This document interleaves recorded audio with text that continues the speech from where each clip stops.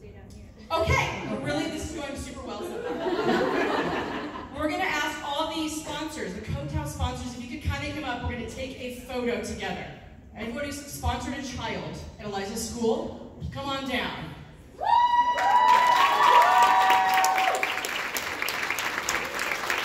Stand by.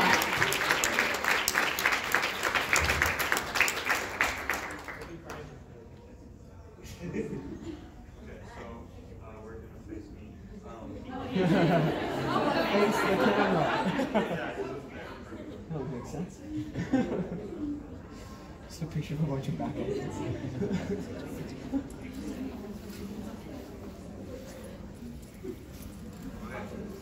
so on three, everybody.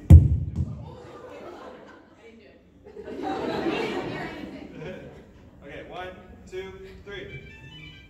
Okay, now everybody cheer and go crazy. Perfect, that's good. That's great.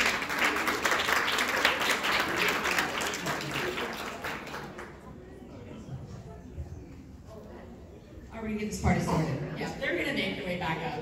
We're super organized, you just can't tell. No, it actually is quite structured, it's nice. How's everyone's Friday? Did you get some poutine? Is that what it's called? Is it Canadian stuff? It's delicious. Is it? Okay. Yes. Should I sit over here or next to you? Where should I sit? Okay. Okay. There's your school tumbler available outside of the Cotow booth. Well, thank you. Jessica's lost bottle, not available to anyone but me. That's fine. That's fine. So basically, this is sort of an opportunity for us to talk about a few important things. I took notes, but I'm not going to take them out. As you know, the 100 fandom is famous for many things. But the thing that I want to talk about is kindness. Look at what this fandom has accomplished. Look at what they have done for Eliza's school, for so many nonprofits like Cancer Gets Lost, and now helping with the Australian fires. I mean, it's a great. Have you guys seen her shirts for Australia? Sales going really well. Okay, good. And how long is that open? Until the 31st of Jan. Okay, Yeah. Of Jan? Not Marsha? No. Okay, just checking. So you can find that on Eliza and Bob's Twitter account, and they have links for Represent, and it's Bob and Eliza, or Eliza and Bob. I don't know, one of those two. And not Bowie and Panda, that's a different account. Do they have their own Twitter account yet? Well, Bowie has had an Instagram since he came into my life. Right. And Panda is now a part of that. So, right. The official Bowie Taylor. There you go. It's good to promote these things in addition to the school. I'm sorry, but like having an Instagram for your dog, I didn't realize how silly that may seem. But people seem to love it. Your dog got more followers in one day than I've had in 10 years. So, it's great. Go dogs. I'm a cat person. Okay. So typical. She's so funny with Bowie. She's like, oh, hey. Yeah, I kind of like She tries to do that. Don't pee on me. Don't pee on me, but you're very cute. Yeah, like I'm typing and going like, oh my god, a keyboard. Anyway, yes, cat person. Okay, so I'm going to talk just for a minute about Cancer Gets Lost, which is a nonprofit that I co-founded 10 years ago.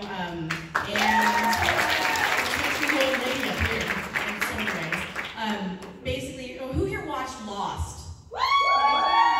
Y'all can stay. The rest of you, it's available on every streaming platform, so what is your problem? It's only 6 seasons, 121 episodes, don't you have time?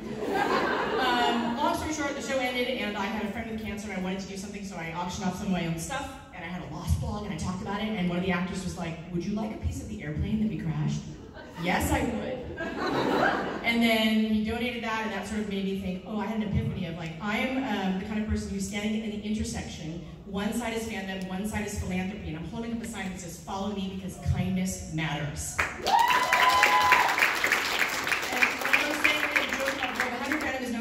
But I think the 100 fandom, the legacy should be generosity. Because I think that, you know, the 99% of fans have positive intent, and we only hear sometimes the 1% that's a little louder. And the people who show up and contribute to fundraisers for myriad causes tend to be the ones who maybe don't tweet the loudest, but they support the most. And so that's one of the terrific things.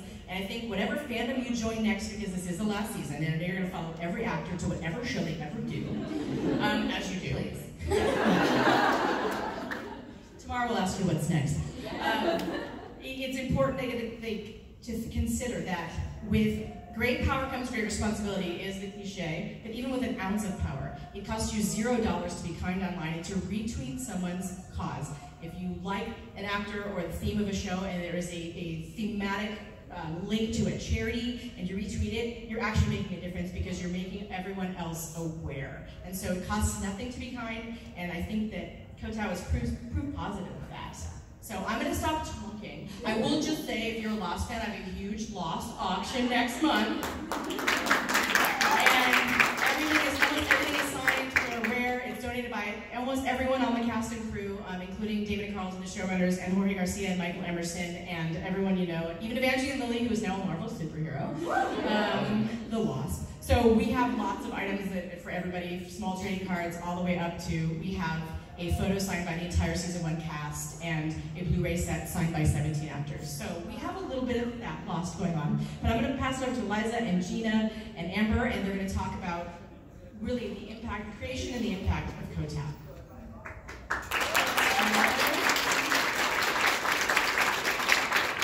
You're my hero, by the way. I think what you do is incredible, and you've helped us so much with Kotao, so thank you so much from the bottom of my heart. No tears. We promise we won't cry. And thank you to everyone who came today. We're so happy, and honestly, you know, the school has been up and running since 2015, but it's just in the last couple of years that that when we brought it to the world, that they responded so kindly, and we're really blessed. So I'll hand it over to Gina. Hello everyone again. Green means on. Green means on. And my name is Gina. I am a volunteer, like many of you can be, with Kotao International Primary School. I found out about the school probably the same way many of you did, which was through a bunch of tweets or retweets. Somehow saw a contest through Eliza's Twitter account and the school's account to get a free trip to Thailand for a week, and then you get to volunteer at the school.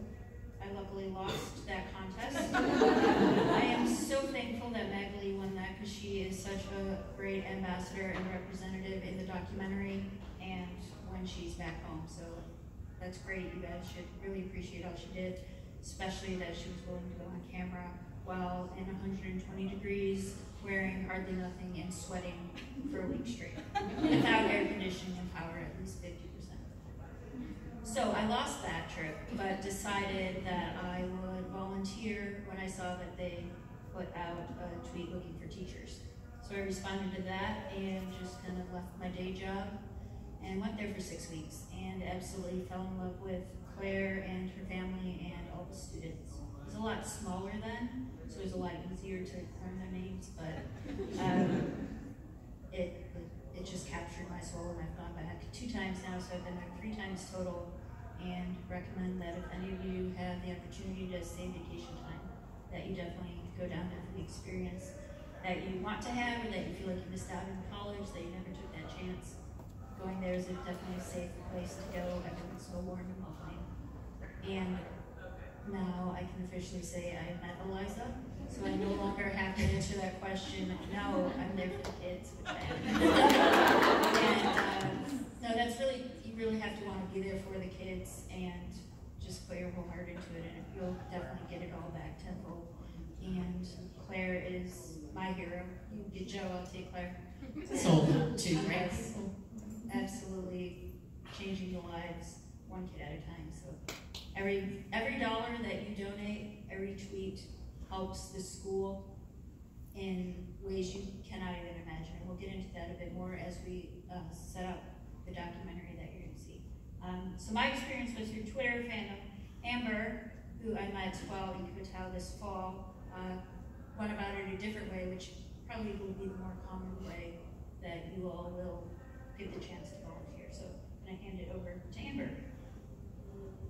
Hello, I'm Amber. So I didn't know anything about this, so Eliza, I just wanted to go somewhere somewhere, needed to go somewhere, and better way than work away. So I built a profile, did all the stuff that was required, and then just kind of randomly picked a school. And Claire got back with me and did all the stuff she wanted me to do, and before I knew it, I was on her front patio with my luggage. I wasn't at the volunteer house yet, that was still walkaways. But anyways, I just kind of, I don't know, I kind of kept to myself, my head down for the first couple of weeks, and then the Burmese program started, and that just kind of, I fell over the fence at that point, meeting all of them and learning their names and their homes, and just everything about them. I wanted to do more. And there was one thing that I really wanted to tell you all is that every time I would see something that they had, like a resource or something, I was like, how does this school have this? Where does this all come from? The answer was always, Eliza stands. And I was like, I need to meet you guys, because I was just overwhelmed with like gratitude for all of you, not knowing who any of you are, meeting some of you, seeing your faces out there. It's a tremendous blessing, unmeasurable. So that's kind of my story. So that's kind of she spent 4 months and then extended it just to meet me. So she got that extra visa penalty just for the enjoyment of my presence. So one thing that did kick off this summer was the Burmese English program, and that has really helped the kids on the island, and it also added a third building to the school. So now we are in 3 rental homes, and some of them are quite far apart, so all of your resources are split 3 different ways, and that's something that we're working on fixing to get our own school building, one large building. But I want to talk about the Burmese program first. So this program started because Claire and others were noticing that kids were just sitting around during the day around the island. It's very small. It has a residential population of only about 2,200 people, maybe 8,000 if you include workers. And during tourist seasons, you get up to like 20,000 or something. But there are no cars on the island except for taxis. You ride mopeds or walk. So this place is very isolated, very small. If you're working there, you are somehow involved in the tourist industry. And these kids would just be left at home in their villages, and their parents would have to go work 1 or 2 jobs and try to support them. And many of them are refugees from Burma, Myanmar, and they have no place to go. They don't have a citizenship. They're not welcome back in Myanmar. They're either scared to go back for political reasons, or they just can't prove that they belong there. So they are trapped on an island that is 2 hours from anything. And they have kids, and these kids need an education. What Eliza and Claire did is they started a special program, almost like a Head Start, just to get these kids to the point where they can start at the English-speaking school. So we've got about 8 kids now, I would say. The attendance fluctuates. Parents might have to leave the island for work reasons or family reasons. But within the first 4 months, we managed to get some of the older kids from not speaking any English or knowing any of their letters or numbers to being able to do first year math and reading. And that's quite a testament to the teachers, Amber, Claire, Eliza, everyone that got these kids from nothing, never holding a pencil, into first grade within 4 months. And it's amazing to see. There was, so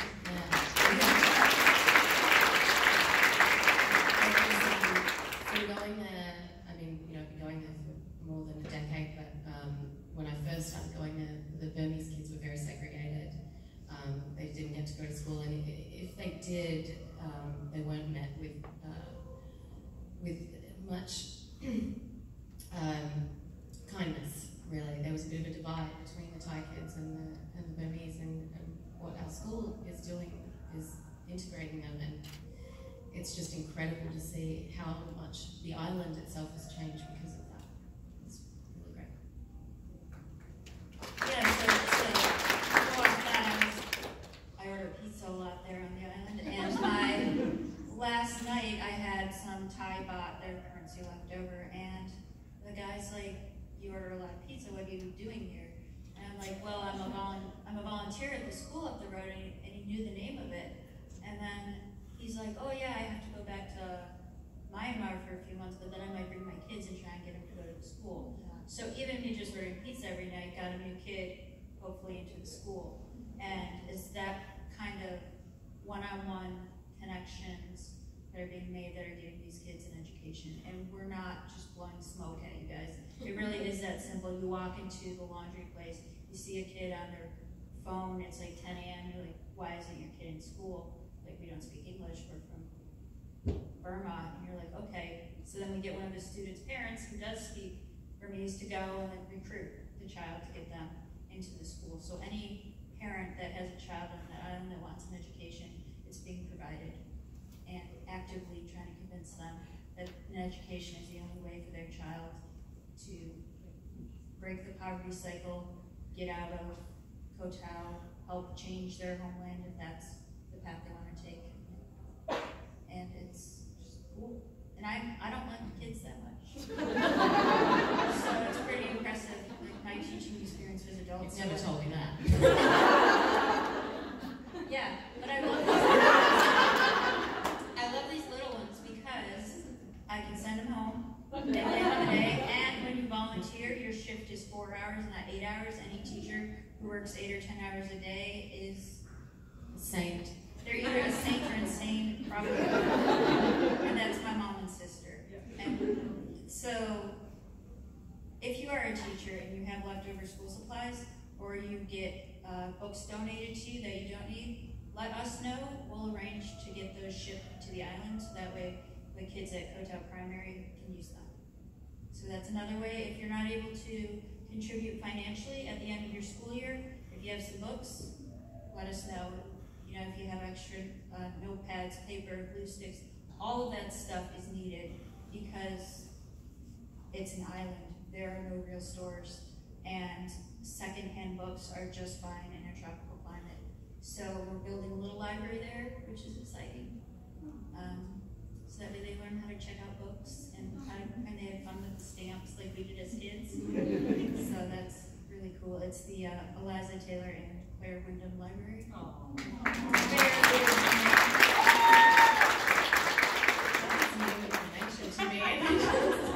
That's amazing. You know, all the books say Merry Christmas, Gina, 1998.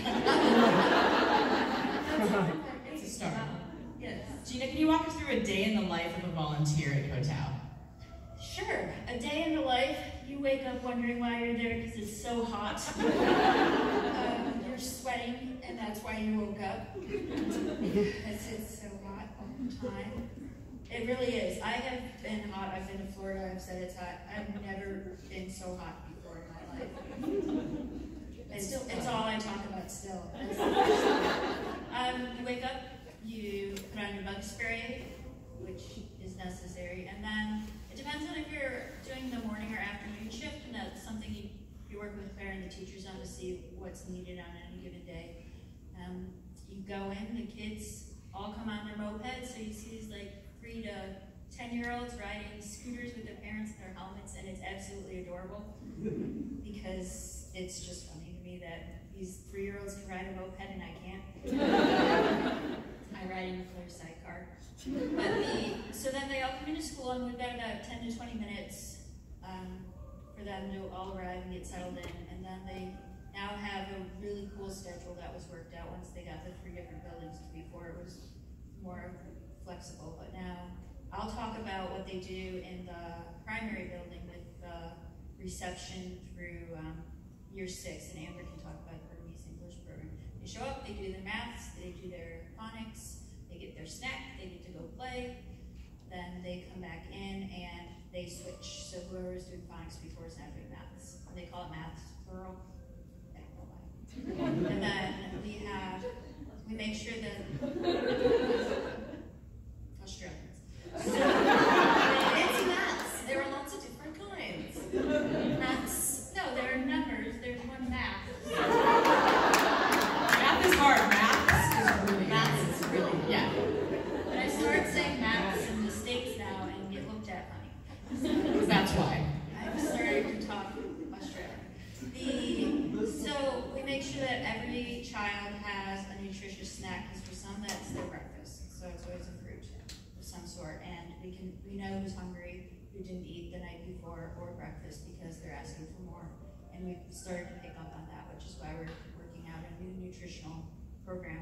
Come talk to us at the table. We'll go into lots of details about that over the weekend.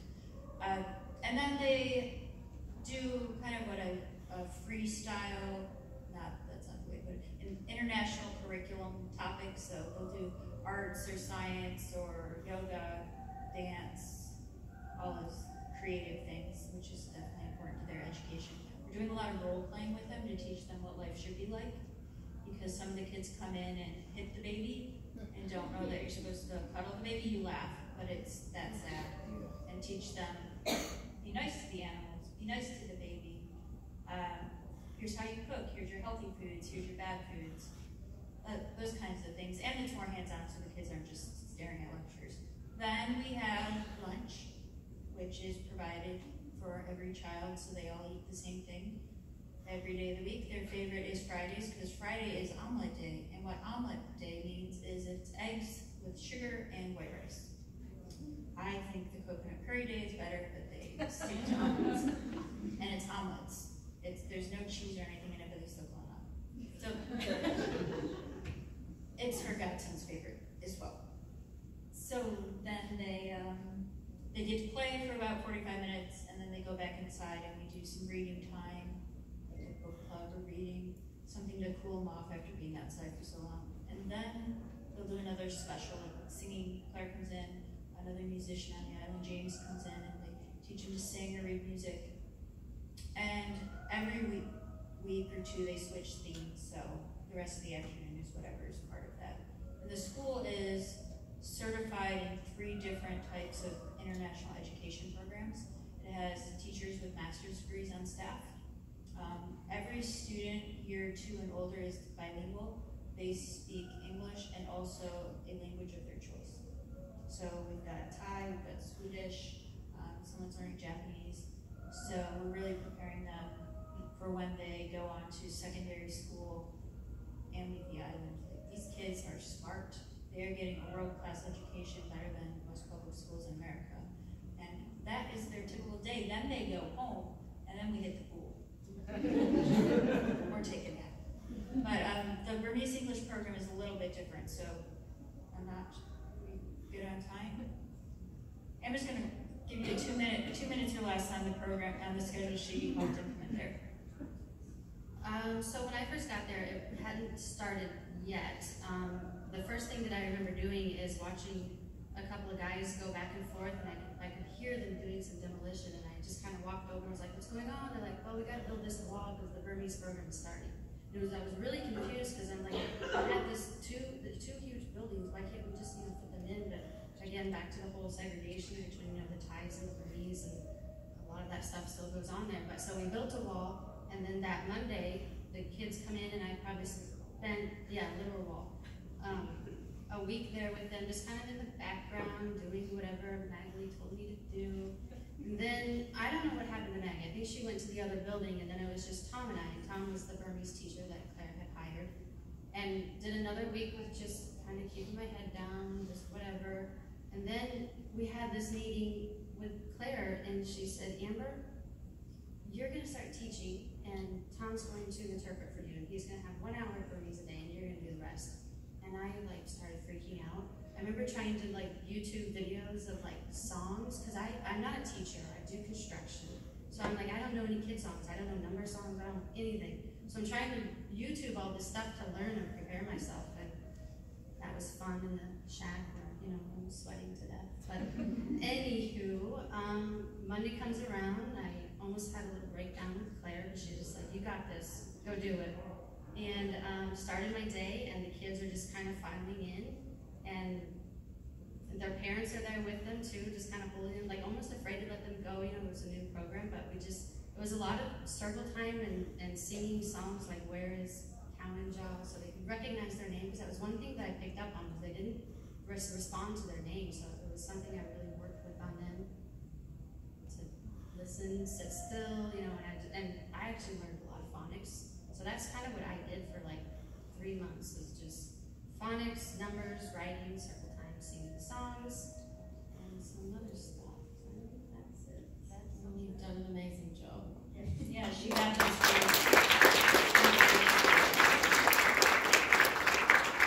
So we're actually going to open up for a Q&A. Just give it a second. Are we all set for this mic or no?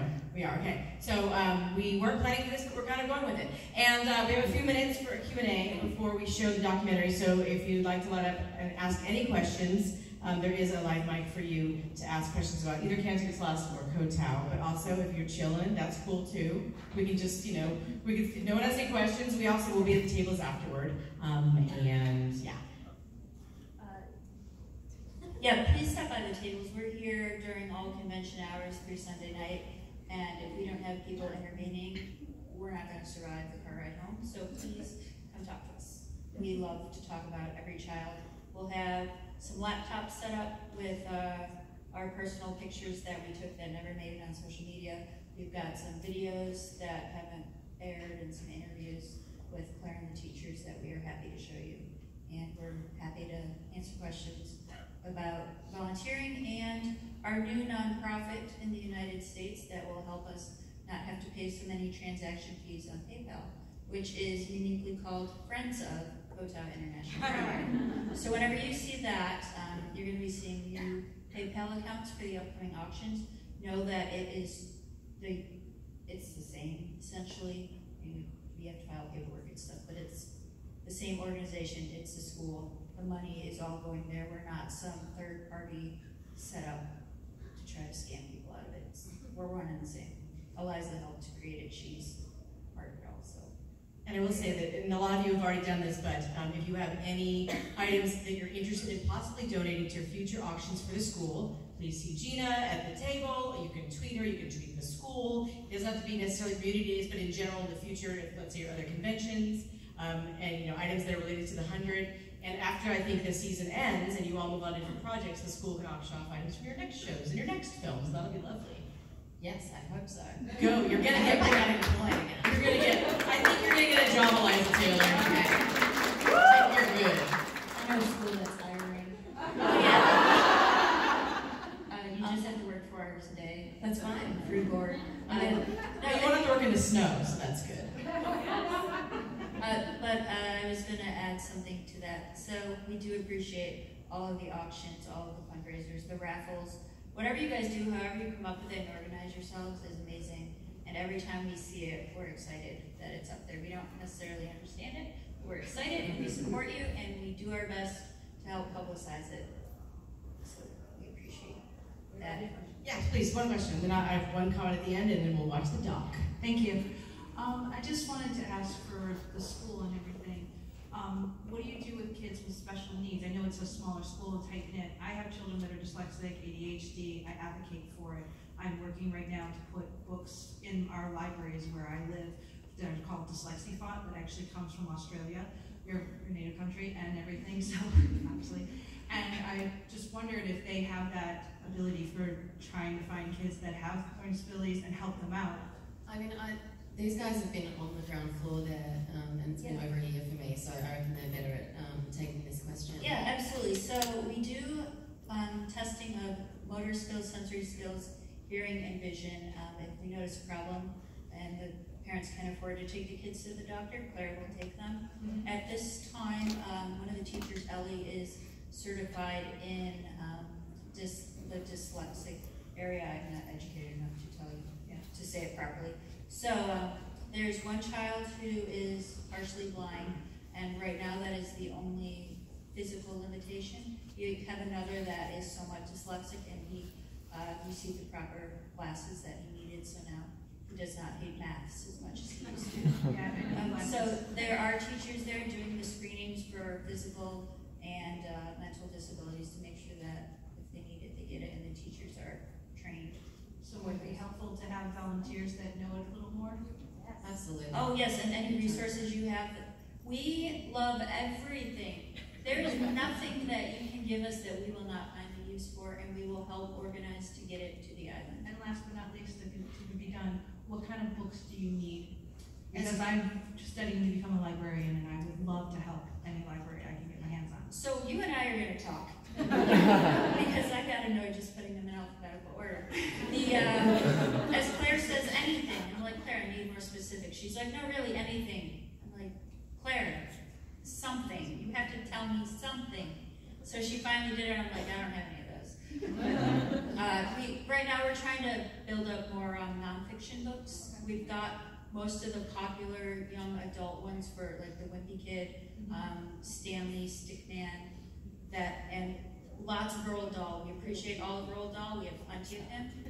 There's like 5 copies of each. The kids love them. So you can ask me specifics. So I can leave some Harry Potter, some Artemis Fowl, I used to love Artemis Yes. Fowl. and so I'm thinking you need a series of Unfortunate Events and like things like that, right? Yes, and I can send you our. I can share with you what our card catalog of the adult or the older kid books that we have. The younger kid picture books and ones like for the young readers we don't have in the library because they just pull them off the shelves and read them as they go. But that would be great. So Thank you just very much. find me or Claire. No, thank you. My name's Katie, just come find me. Katie, thank you. I can't leave my booth, so you have to come find me. I'll find you. Awesome. Hi. Thank you so much. Hi, Meredith. Hi. So this question is for Eliza. We always get so much like content, just like pictures and videos whenever you visit the school. So if you know at all when the next time you're gonna go to Kotal is, when do you think that will be? That is such a good question. I have been dreaming, literally dreaming about Kotal recently. Like, my soul is clearly missing the island, and I'm trying to plan when we can go back. I know I'm going back to Australia in June, and so I'm going to try to get Bob to come to the island so he can meet the kids and everything, which would be really cool. Yeah. Thank you. Thank you. I'm going to segue, ready? Speaking of the island, There's a Lost auction coming up. hey, I wasn't even going to say that. I was actually going to say, February 8th through 15th. yes, because it was getting a Flight. Thanks, Gina, my pimp over here. I like it. No, I was going to say that besides Lost, this is an unusual auction. It's Lost only. We collect memorabilia, pop culture memorabilia from every show and every film. We had 75 TV shows in our last auction and 25 films. So if you're at other conventions and you're interested in contributing, also you can find me literally everywhere on the internet, Twitter, Instagram, not Facebook. No, I left. But so I lied. No, but you can find me at Cancer Gets Lost, and you can find the school at Kotal. And with that, we're actually going to start wrapping this up because we're going to show Patrick Cotter's documentary. But before that, let's give a hand to Eliza Taylor for coming.